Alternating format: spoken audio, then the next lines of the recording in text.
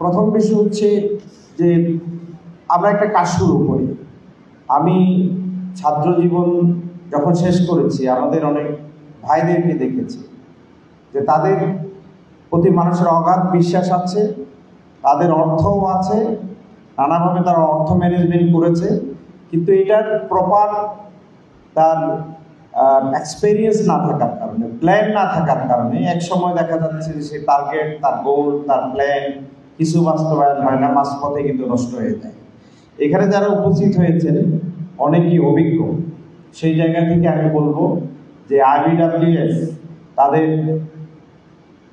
অভিজ্ঞতার ঝুড়ি নিয়ে, তাদের গাইডলাইনের ঝুড়ি নিয়ে সম্ভবত তারা সর্বোচ্চ আপনাকে সহযোগিতা করার জন্য চেষ্টা করছেন।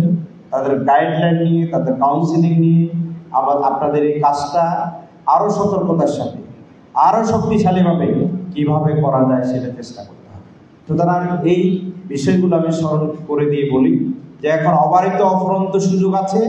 এই সুযোগগুলোকে কাজে লাগিয়ে আল্লাহ তাআলার উপর তাওয়াক্কুল করে সমস্ত ব্যবসায়ী ভাইদের কাছে সেই সুদমুক্ত ব্যবসা, কল্যাণধর্মী ব্যবসা, ইনসাফের ব্যবসা, সমৃদ্ধির ব্যবসা, আগামী দিনে বৈষম্য মুক্তি ইনসাফপূর্ণ একটি বাংলাদেশ গড়ার জন্য সেই ব্যবসায়ীদের ভূমিকা রাখতে হবে।